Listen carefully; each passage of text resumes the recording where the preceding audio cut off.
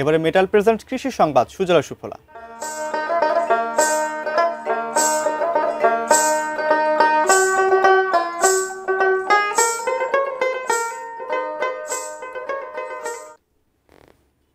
বেহাল যোগাযোগ ব্যবস্থার কারণে ফসল নিয়ে নিত্য দুর্ভোগ পাবনার পদ্মাচরের কৃষকদের।